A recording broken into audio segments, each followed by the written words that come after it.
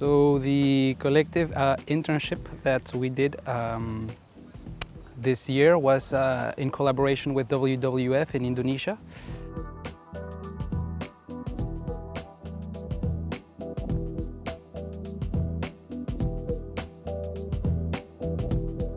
It consisted in understanding the dynamics and the possibilities of doing an ecological corridor between two parks in the Borneo island, notably or specifically speaking in the Central Kalimantan region. For this, we did some preparation work with the professors that consisted in bibliographical research and posing the methodological framework. After this, we went around 25 or 23 days to Indonesia, where we talked with the headquarters of the WWF in Jakarta. We did some meetings with them to discuss our logics, our understanding of the problematic.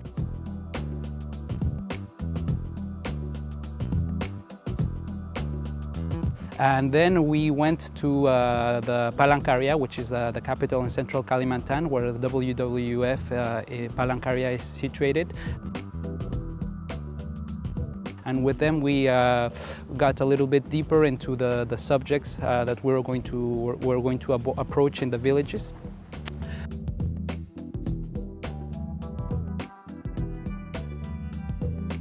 After this, we divided into three groups, and we did field work on the villages.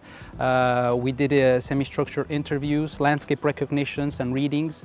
We did participatory mapping and focal group sessions.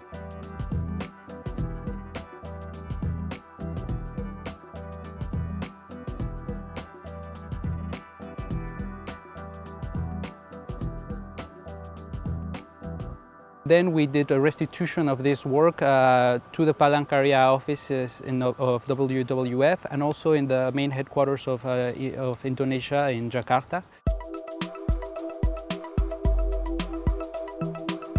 After this experience, we are at the moment doing a written report of this experience where we expose our findings, our reflections of the subject, and the possible outcomes of this project.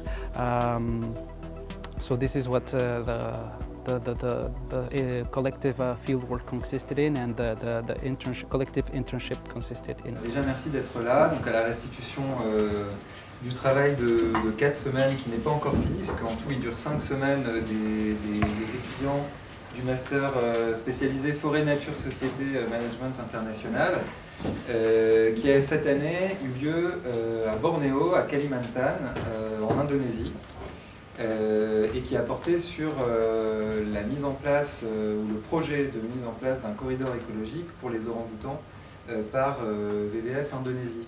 So, hello everyone, and welcome at our final presentation. Before anything else, I would like to thank all and every one of you for taking your time and coming here today. We are gathered here today at AgroParisTech in Montpellier to present you the main results of the partnership between AgroParisTech and WWF Indonesia on the Sebangu corridor project. We are a group of 12 students from very diverse backgrounds. So we have some engineers, some political science, and many more. But we all have a common passion, which is protecting the environment. The context of this project is taking place in Borneo Island. So Borneo Island is considered as one of the major hotspots of biodiversity in the world, but it has been endangered by an increasing deforestation rate. To tackle those issues, the WWF has been working on many projects, such as the Heart of Borneo initiative. But the project we focus on is the Sebangu ecological corridor. So this project aims at linking the orangutan populations in the Sebangu National Park in the south to the Baka Raya National Park in the north. So in these positions, at the start of the project, we hope to bring to WWF some various outcomes. The first one is called a social and institutional baseline diagnosis to fully understand the various actors and their dynamics and their impacts on this area.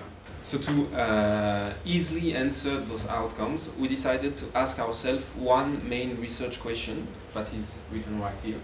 So considering the ecological performances objectives of the corridor, how can we, first of all, analyze the stakeholders' dynamics and their responsibilities in terms of environmental degradations, in order to, in a second time, enrich WWF strategy or propose some enrichment for the management of the corridor. On the east side of the river, that is the part where the village is more built, so there is the urban area here, and the head of the village identified as well an important agricultural land here.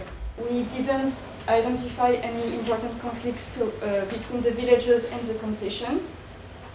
The villagers even told us that they were quite respectful of the sacred forest and the limits they have since the 70s. You see that there are two main industries in Telak. So the first one is the palm oil concession here, and the second one is the rubber concession up north. Here and there you can see the participatory mappings that we did, where we, so this is the map we produced at the beginning, and then the map that the actors gave back to us, where they could place the concessions. And we also did a timeline of the landscape from the beginning of the village to now to show the deforestation along in the time. So what can this approach offer? It can help us build a strategic design for priority areas within the KEE. As I said, we can compare the final scores maybe, and in addition with other types of studies, we can understand what are the areas that are necessary or most important or urgent to conserve. It can also be a guide for WWF to put forward in negotiation arenas through different stakeholders, depending on each of the stakeholders that are implied. And it can also be a guide for the management and the assessing and accounting of the area that is concerned. Of course, all of this needs to be brought forward and needs to be needs to be put into a dialogue in order to have feedback, like in sessions we had with WWF in Indonesia, in Jakarta, in Palangkaraya, and like in studies and exercise that we are doing right now, in order to keep advancing and developing the proposed methodology.